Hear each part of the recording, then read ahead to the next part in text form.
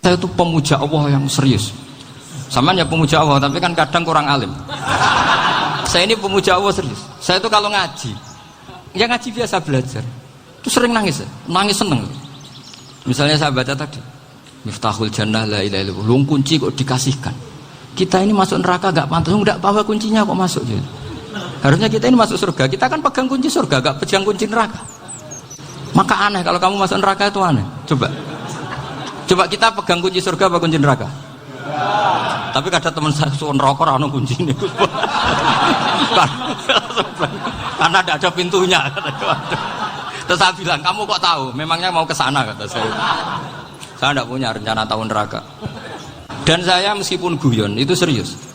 Bedanya orang alim sama ndak itu di situ. Kalau orang alim itu guyon itu masih benar, masih serius. Coba saya bacakan ayatnya. Ala inna auliya Allahi la khaufun alaihim wa lahum yahzanun. Terus lahumul busyra fil hayatid dunya fil akhirah. Artinya kalau mungkar nangkir dengan penampilan garang gitu, berarti ada ketakutan apa enggak? Ada. Padahal ciri utama walinya Allah tidak ada ketakutan. Makanya itu termasuk dalilnya Sayyid Muhammad, tidak semua orang alami seperti itu karena wali-wali itu la khaufun alaihim wa lahum yahzanun. Wah anak kiai temu karena kerja buat tidur wedek. Iku dresege ora kok pertanyaan tok nek konan santri piye. Lho isen wis kiai dihanjuti mungkar nakir. Malu gak kira-kira? Mesti pelengane konan santri piye. Nak jawabannya gampang karena pernah ngajar tauhid. Makanya Sayyidina Ali ini cerita ini ada di kitab Nurul Dholam. Sama lihat di kitab Nurul Dholam karangannya Syekh Nawawi Banten. Itu Sayyidina Ali itu ya, andekan orang biasa mungkin ya agak-agak hasut, tapi ini wali gak boleh kamu katakan. Dia itu mangkal sama Umar. Orang kok setiap orang pernah dibentak. Apa dia berani bentak mungkar nakir? Penasaran dia. Bagaimana perangnya Umar itu berlanjut enggak gitu kira-kira. Akhirnya minta, ya Allah saya minta kasyaf. Ya karena yang minta Sayyidina Ali karena mau wajah dituruti sama kasyaf. Dilihat Sayyidina Umar pas meninggal itu. Jadi hasud itu ya kadang penting asal baik. Loh betul bahasa Kanjeng Nabi kadang la hasada illa fisnaten. Itu Nabi bahasakan ya hasad. Gus Verson saja yang nafsirkan ghobtoh itu kan gaya-gayanan sebagai ulama. Aslinya Nabi ngendikan itu la hasada illa fisnaten. Ulama yang ganti itu namanya ghobtoh. Wong Nabi sendiri nyebut hasad kok kamu tafsiri ghobtoh. Ya hasad ya hasad. Udah tidak usah ditawil-tawil pokoknya gitu. Kalau sama nggak percaya nggak apa-apa. Kok gitu aja kok repot. Karena sama nggak percaya kemungkinannya dua. Satu nggak ngerti. Dua sama-sama alim kan dari awal kalau sama-sama alim kan laisa li alimin ayuqallida aliman akhor. Kita nggak perlu saling mengikuti. Ngapain hasud? Biasa aja. Akhirnya Sayyidina Ali kasar. Pas Umar bangun, setelah mati kan bangun, setelah meninggal bangun. Mungkar nakir datang dengan perang yang sangat garang. Itu digambarkan Sayyidina Ali matanya itu kal kidril ghali. Kayak apa? Kendil yang apa? Menganga. Wah seru.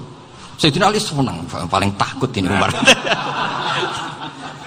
Senangnya bukan main. Wah ini mesti takut Umar. Biasa. Ternyata enggak. Umar malah bangkit. Woi mungkar nakir ya. Kamu tahu menghadapi siapa? Itu betul.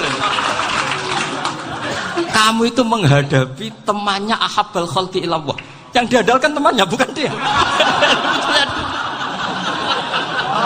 Kamu tahu yang kamu hadapi. Saya ini teman kekasihnya Allah.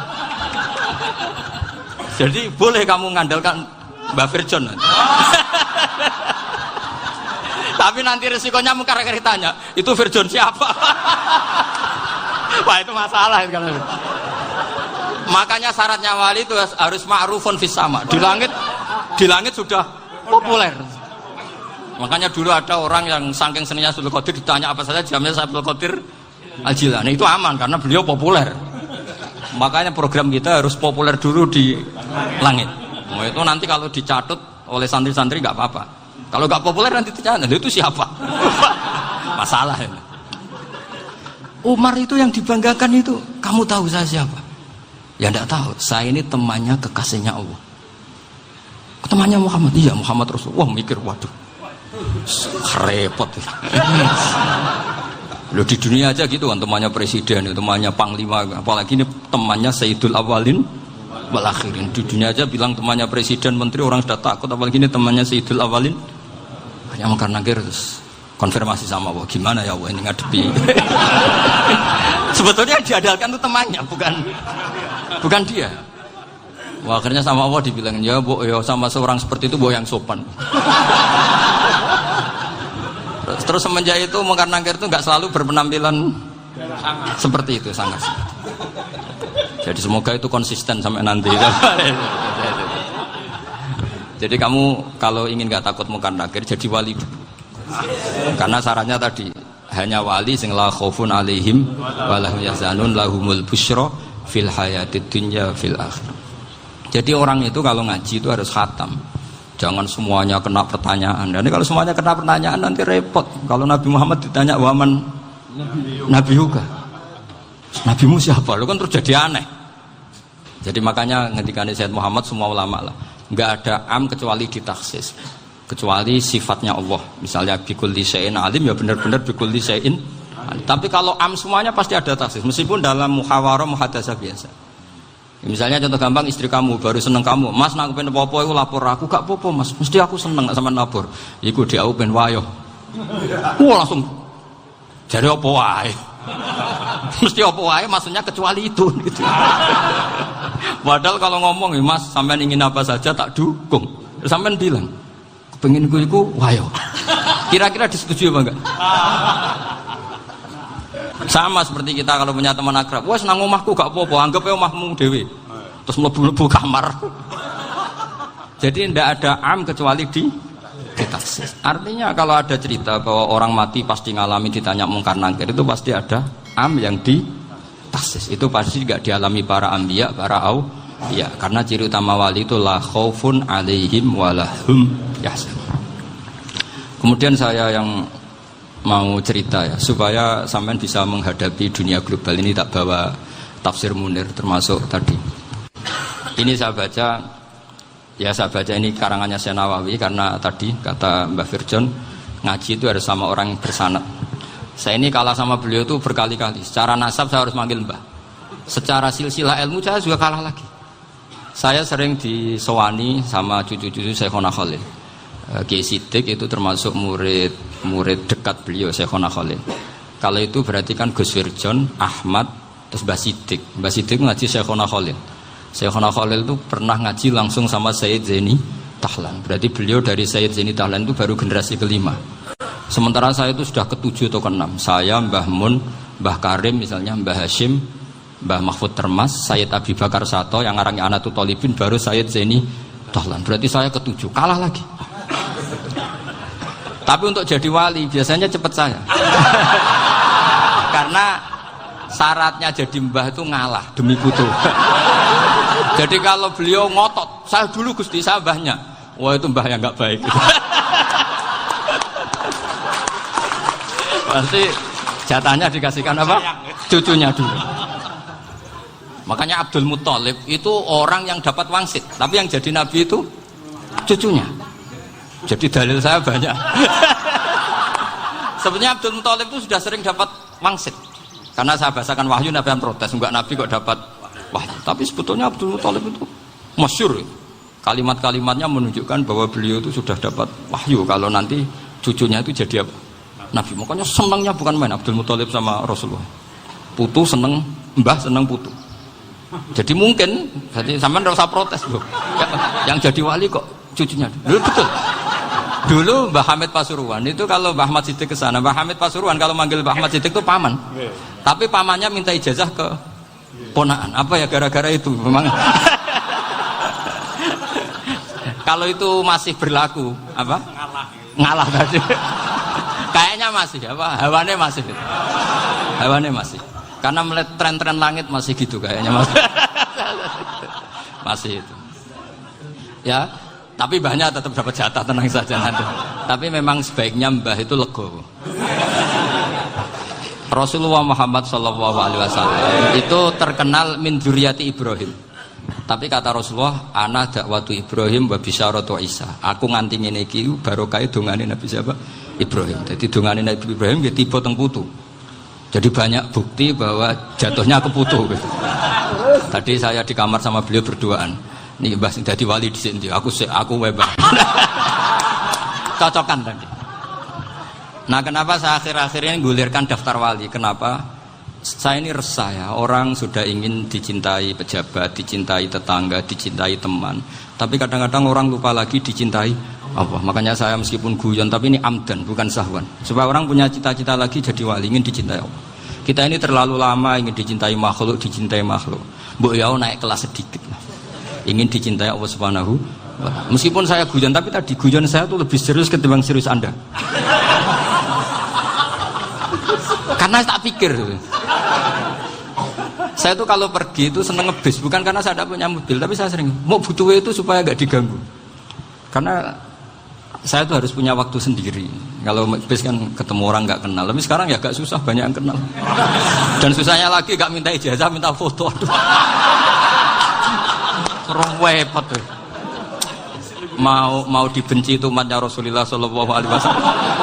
Mau disetujui itu sanatnya mana? Kalau ketemu orang alim minta apa? Foto. Itu nggak ada sanatnya. Nggak tahu saya itu mazhab dari mana itu. Ya mazhab milenial yang jelas itu kan. Ini tak baca ya biar dapat, karena ini kenangan saya sama Mbak Ahmad Siddiq. Saya masih ingat betul beliau ngisi hallnya Mbak Abdullah bin Umar, berarti abahnya Mbak Hamid. Karena mbah saya itu Fatimah binti Khalid bin Umar, kalau Mbak Hamid itu Hamid bin Abdullah bin Umar. Itu saya masih ingat betul zaman itu Mbak Hamid siap hall di Lasem itu rawuh dan saya derek nembah saya karena masih misanan datang ke Lasem. Itu beliau pas itu ngisi sama Mbah Mun. Mbah Mun masih muda, Ki Ahmad Siddiq sepuh senior. Itu beliau cerita bahwa dulu ketika Indonesia dijajah Jepang itu para kiai mimpi dibacakan ayat Khulibatir Rum fi adnal ardi wa hum min ba'di walabihim. Terus ada kiai yang tanya, takwilannya gimana? Ya nanti Jepang pulang bukan karena kita yang mengalahkan, tapi Jepang ada yang mengalahkan sendiri, meskipun tidak kita. Kayak dulu Faris tidak dikalahkan Islam tapi dikalahkan Romawi, tapi yang senang umat Islam. Wa yauma idzi yafrahul mu'min. Itu luar biasa ulama-ulama kita. Delalah kejadiannya Indonesia seperti itu. Yaitu kita tidak mengalahkan Jepang, tapi Jepang pulang sendiri karena dikalahkan apa? Sekutu. Ya ini saya baca. Ini tidak usah dicek bacanya benar apa enggak. Sudah aman apa? Aman. Karena kalau saya salah itu ya sengaja. Artinya ya sengaja saja. Ya biasa maksudnya. Saya kemarin ngisi di Pondok Peloso, di Pondok Al Munawir Jogja. Salah itu ada dua. Ada salah yang memang benar-benar salah. Itu enggak apa-apa, bisa dimakfu. Karena mesti sangke wong goblok salah yang terus itu.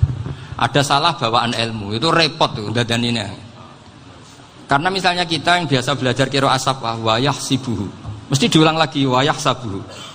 Karena qiraahnya Imam Asim itu hasibah yahsabu bi fathis sin. Sementara kita kalau ngaji kitab kulino yahsib.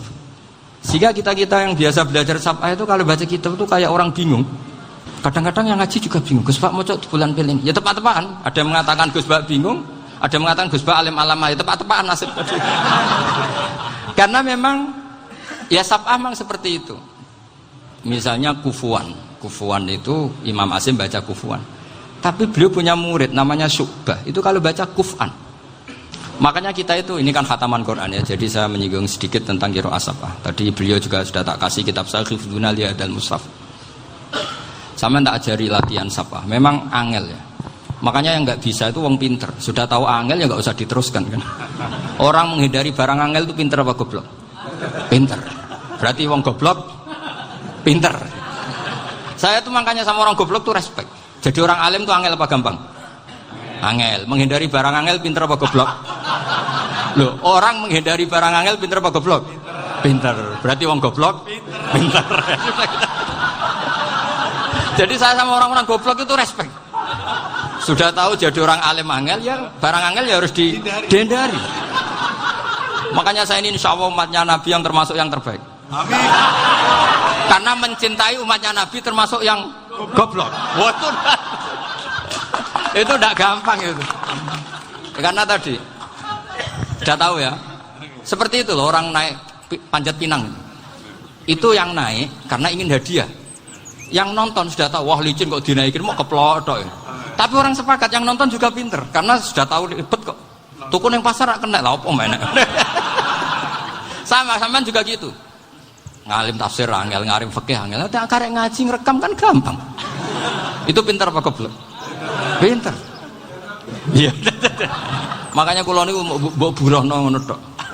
Saya tadi dinasihati Mbak Firjon, muga-muga hati saya selamat. Saya itu meskipun kata orang banyak, muhibbin saya banyak, tapi saya insya Allah tidak riya. Saya itu pakai kitab namanya Tasbidul Fuad, itu karangannya Said Abdul Al-Haddad. Ketika beliau punya muhibbin banyak ditanya, bagaimana ya Habib Anda menjaga hati Anda? Jamnya Said Abdul Al-Haddad itu nih, innama azzamu Allah. Mereka itu sebenarnya menghormati Allah, cuma butuh sarana, dan itu saya. Jadi saya tahu sampean semua itu mencintai Quran, mencintai sunnah Rasul, mencintai hadis-hadis Rasul. Cuma sampean kan karena nggak paham, terus manfaatkan saya. Jadi sebenarnya saya ini korban. Korban. Jadi saya mau riak gimana? Korban kok mau. Bangganya di mana tuh? Coba sampean misalnya ngaji tafsir, belajar sendiri kan susah. Terkitnya susah, maknanya susah, bahkan beli kitabnya kadang tidak kuat. Loh, untuk jadi alim tafsir itu kan harus beli kitab. Loh, saya sering belajar kitab itu jutaan. Tafsir Tobari, saya pernah beli kitab Fakhrur Razi itu berapa coba? 27 jilid. Karangannya Fakhrur, belum karangannya ulama modern, Imam Sya'rawi. Itu berapa jilid? Itu jutaan. Saya kemarin juga dihadiahi kitab Pak Quraish Shihab namanya Faidul Bari fi Syarhil Bukhari. Pak Quraish Shihab yang terkenal. Dia sering diskusi sama saya. Saya ngasih hadiah beliau ngasih hadiah saya. Oh itu harganya nggak kuat. Tidak kuat kadang di Indonesia nggak ada coba. Dan sama orang hebat menghindari kesulitan itu. Nah kesulitan itu, sebab ngaji ikut, kalau nggak paham dirukok rekamannya sudah gitu. Pinter mana sampean sama saya? Pinter sampean kan? Bikin sosis susah, beli aja kok repot kan? Makanya nggak boleh orang bilang, wah aku goblok reso tafsir, aku wong pinter. Makanya nanti kalau saya ketemu Nabi tidak termasuk orang yang mentahkir orang Islam. Kafa bil mari isman ayah kira akhahul muslim. Jadi cukup orang itu dosa kalau menyepelekan orang Islam. Termasuk darani sampean goblok itu dosa. Caranya nggak darani goblok ya tadi di logika tadi. Alim itu angel. Ngendari angel itu pinter. Berarti wong bodoh. Pinter ya sudah gitu. Tapi tetap bodoh. Tapi ini satu cara untuk saya respect gitu. Coba orang yang ngaji tafsir saya banyak, mungkin ribuan. Itu sebetulnya mencintai Quran. Karena Quran adalah kitab suci yang panduannya umat Islam. Sangat mencintai Quran. Terus kemudian mereka nggak paham. Terus mencari orang yang memahamkan. Burohno lah cara Jawane ini. Terus keren saya itu di mana coba? Lah terus mereka kurang ajarnya gini, kalau paham itu ya alhamdulillah paham. Kowe nak ngaji Gus Bae ngono tok. Tapi nek ora paham, ora nyalano akale. Mari Gus Bae nerangno cepet, mulane gak paham. Ora kok nyalano teke sing lelet. Maksud kan masyaallah naudzubillah tenan. Sebetulnya tingkat kurang ajarnya tinggi Gus sebenarnya. Jadi kalau nggak paham itu kadang nggak nyalahno uteke. Kayak mau misalnya, mau mari mikir aja jelas. Padahal misalnya jelas orang mesti paham, bodoh. Paham? Jadi kata Said Abdul Haddad, innama azzamu Allah. Sebenarnya mereka itu sangat menghormati Allah. Makanya kita nggak perlu mengatakan wasilah itu kafir, nggak akan. Karena orang tawasul sama Rasulullah itu ingin dapat ridhonya Allah lewat orang yang dicintai Allah. Kita mencintai wali sebenarnya, wah itu kekasih Allah. Kita mencintai itu karena mencintai Allah. Sama seperti gini, kamu mencintai kangkung apa enggak? Sebenarnya sama sekali enggak. Tapi kamu ingin sehat, ada asupan gizi. Kamu ingin tubuh kamu sehat, butuh asupan gizi. Kemudian kamu makan kangkung. Apa terus kamu cinta kangkung? Kan enggak. Cinta kesehatan kamu sama. Orang yang mencintai saya sebenarnya ingin kepuasan rohani. Saya kan termasuk kiai yang torekonya gampang. Ini swarga, kan akhirnya penggemarnya banyak. Coba kalau kamu neraka. Jadi sebetulnya Anda mencintai kepuasan Anda sendiri. Nah, saya ini korban. Makanya untuk masuk surga cepat saya. Korban itu cepat. Da'watul mazlum la turaddu kan gitu. Laisa bainahu wa bainallah hijab. Jadi saya kalau donga langsung seret langit. Karena mazlum. Saya sinau tafsir itu, Pak, sampean bayangkan ada tafsir itu sudah 27 jilid. Sing ngarang Fakhrur Razi itu buletnya bukan main. Karena dia ahli filsafat. Buletnya masyaallah. Sudah gitu sinau Jalalain kadang dikomen oleh Sawi. Sudah kita percaya Jalalain jebule dibuli Sawi. Percaya Sawi dikandani, "Oh iku Maliki rasa ribet." Sudah gitu sinau Qurtubi, sinau tafsir Tabari itu susahnya. Belinya susah, belajarnya susah.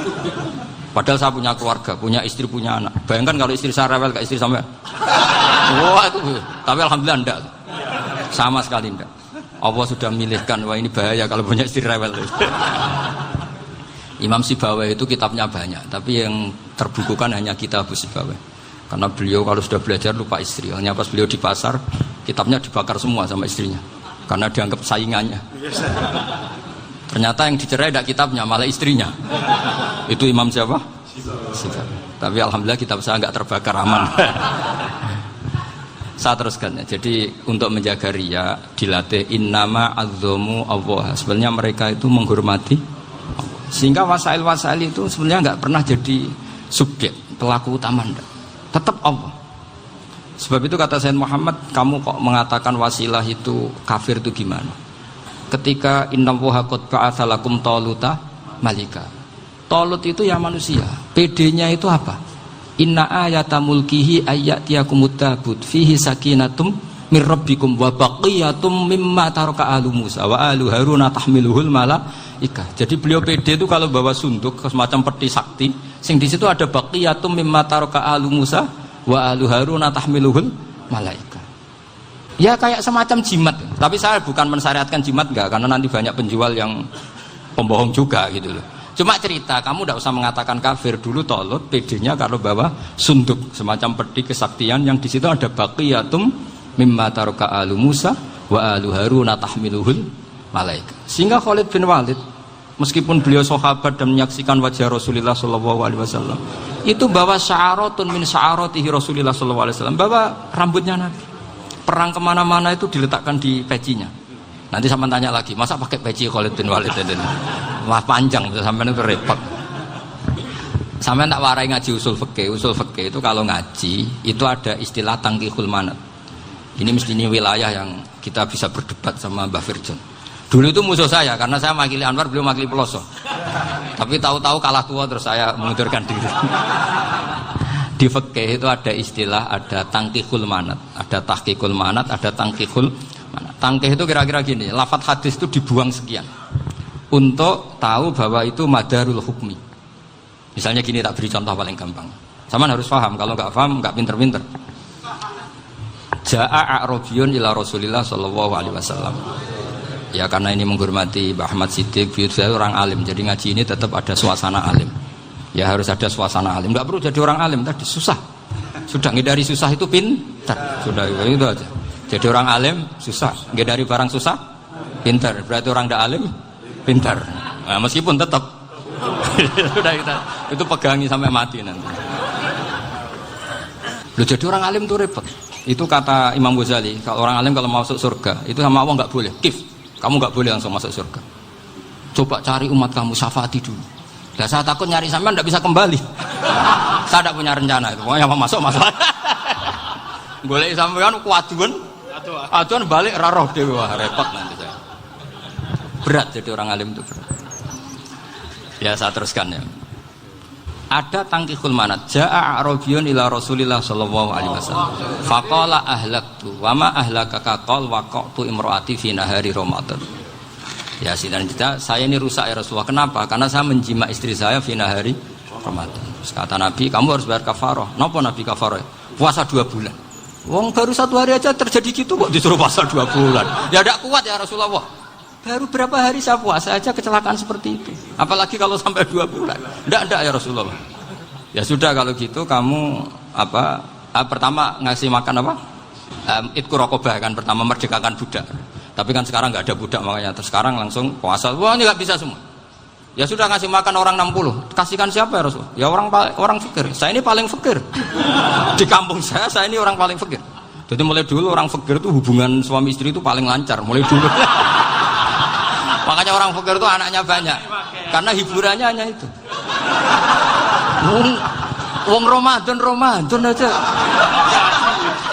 Coba mau ke ATM nggak punya uang, mau antri di bank nggak punya, mau apa coba? Itu mulai dulu. Ini sanatnya mutasil. Wah, akhirnya sudah sanksinya kan tadi ya idku raqabah atau puasa 2 bulan berturut-turut atau ngasih makan 60 orang miskin. Lalu kata ahli usul fikih, kata Arabi dibuang, nggak menjadi catatan hukum. Orang kota pun kalau melakukan itu juga kena sanksi yang sama. Imro'atau juga dibuang. Andai kan itu dilakukan untuk amatnya juga ketentuannya sama. Nah sekarang perdebatan antara Imam Syafi'i dan Imam Malik begini. Sekarang pertanyaan gini, jima istri itu hukumnya boleh apa haram? Boleh kan? Lalu kalau ada orang tanpa udzur kemudian makan siang-siang, cara Imam Malik hukumnya sama, harus kena sanksi yang sama. Karena sama-sama hadku hurmati Ramadan bi ghairi udzrin syar'iyyin. Sama-sama merusak hukum Ramadan tanpa udzur syar'. Lu jima itu tidak zina. Kan hukumnya jaiz. Nah, sekarang makan hukumnya jaiz, harusnya juga kena ketentuan yang sama. Cara pikirannya Imam Malik. Nah, alhamdulillah Imam Syafi'i gak setuju. Wah, cara setuju repot. Bahkan orang-orang Syafi'i sudah punya khilaf, kalau gitu minum dulu. Iya, biar gak kena. Iya, biar iftarnya pakai minum. Setelah minum baru jima kan. Ya. Ini sudah menyiapkan khilafnya. Ini khas Syafi'i ini, bongsong rekayasa hukum. Nanti bisa belajar jauh cara ngakali hukum. Makanya guyonan yang masyhur Gus Dur itu gitu. Ada seorang kiai atau Gus lah, ya punya salah, namanya manusia kan punya salah, entah cangkruk entah apa, pokoknya punya salah. Ada wartawan yang ngiranya semua kiai itu orang suci, sehingga tanya sama Gus Dur, Gus itu ada kiai kok, ya pokoknya salah lah. Tapi jangan bayangkan dosa besar, enggak, kecil-kecil aja. Itu gimana itu? Padahal kiai kan orang suci. Jawabnya Gus Dur lucu. Ya justru yang boleh salah itu para kiai. Kalau kamu nggak boleh. Loh, kok bisa Gus? Karena mereka tahu caranya tobat. Repot. Kalau kamu nggak tahu caranya. Sama pelanggaran hukum itu ya harus pakar-pakar hukum. Ya. Itu yang tahu caranya yang rekayasa. Kalau kamu ya kena pasal kan ya. Jadi kamu jangan niru saya. Saya ini punya sekian cara untuk nah, itu namanya khilaf. Makanya kata Sayyid Muhammad, kamu tidak usah anti khilaf. Karena Abu Hanifah itu membolehkan khilaf, kitabul khiyal. Yang penting kamu soleh dulu. Setelah soleh nanti Allah maklumi. Soleh dulu, syaratnya soleh dulu. Kalau tidak soleh jangan. Contohnya gini, ada orang mau puasa lemes sekali, mau makan. Gampang. Kalau langsung makan kan kayak hadku hormati Ramadan biwiri udrin syar'iyyin. Aku langsung mau jembera sowan Mbah Firjo.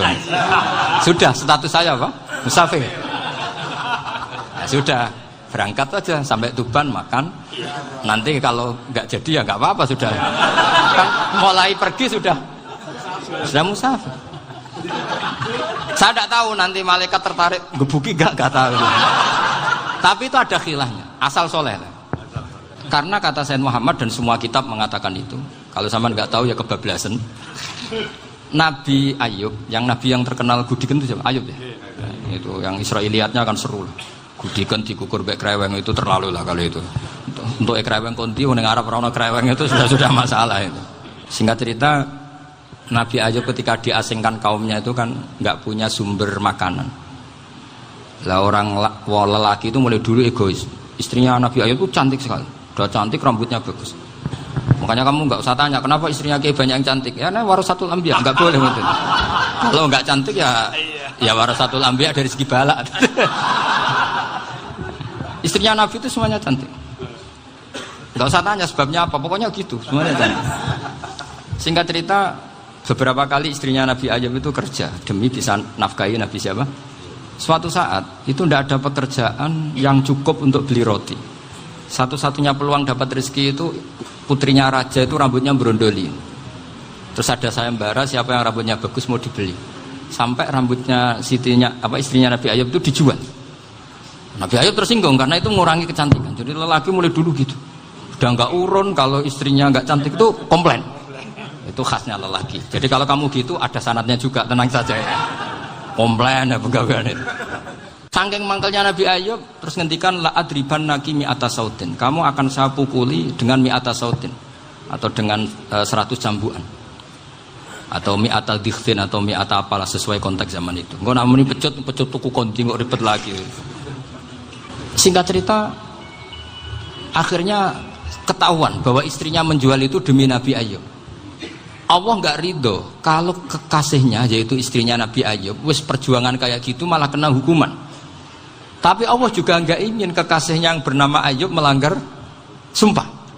Padahal beliau sudah sumpah, wallahi demi Allah nanti tak pukul dengan 100 kali. 100 kali dengan lidi lah misalnya, contoh yang gampang tuh lidi.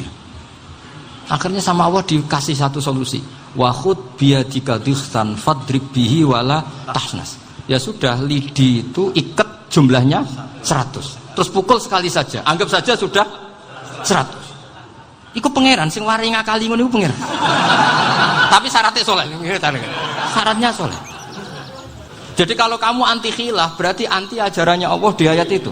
Wa khud biyadika dikhtan fadrib bihi wala tahnas. Itu dulu ada, ini cerita di Ithaf, ini cerita terakhir, ini sudah, sama jangan nama sudah. Terus pengumuman tadi, yang nggak pernah sepuh ngutang saya itu haram. Karena tadi saya punya kewajiban di rumah yang bisa menggugurkan ya kewajiban yang lebih besar. Lebih besar itu ya tadi, bisa pernah guru, pernah sepuh, yang jelas nggak umur. Umur sampean menangkap itu, tua-tua serepet itu. Ada raja itu ganteng kaya, senengannya nikah perawan cantik. Oh, itu semua kampung mesti kenal.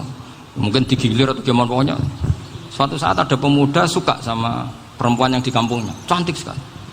Kemudian pemuda ini ternyata pekerja di kerajaan itu. Tiap hari ditanya, oh itu yang di kampung yang cantik siapa? Mau saya nikahin gini. Wah bahaya, ini saingannya raja. Jadi yang dibidik pemuda tadi itu saingannya. Si raja ini orang yang namanya raja kan gengsinya tinggi. Kaifatang kihuha wa qad ra'aitu qad qabbalaha rajulun. Kobok nekapi, saya itu pernah melihat dicium lelaki. Wah, gak mau, gak gelem, kadang ditambung lan wakot qabbalaha rajulun. Saya pernah melihat sendiri qabbalaha rajulun, dicium oleh lelaki. Wah, sudah gak minat raja langsung, gak keren. Suatu saat pemuda tadi nikahi perempuan itu. Rajanya marah-marah, kamu lelaki gak punya harga diri gini. Gak punya selera, gak punya harga diri, sudah pernah dicium orang kok tetap dinikah. Bilang ke raja, takrif manir rajul, lelaki itu siapa? Abuha. Kamu tahu lelaki itu siapa? Sopo? Abuha. Bapaknya. Saya kan hanya bilang rajulun. Pernah dicium lelaki. Lah pikirannya raja itu lelaki kue-kue ngene iki. Tapi butuhe canom mau raja ben gak sida, itu aja tuh. Baru kayak digulirkan gitu, waqat qabbalah rajulun. Wah nggak mau. Setelah itu suatu saat pegawainya tadi nikahi perempuan. Kamu nggak punya harga diri gini. Kamu tahu manir rajul apa abuha? Wah nak ngono aku gak apa-apa. Lah monggo sakniki wis bojo kula. Ora trimo wis diambung wis macam-macam. Lah itu namanya khilah. Apa? Khilah. Kalau di Balawa disebut tauriyah atau apalah. Tapi saya tidak ngajari sampean seperti itu. Sudah pinter sebelum saya ajarin. Bangsa ngakali kan sudah pinter. Saya kira demikian. Assalamualaikum.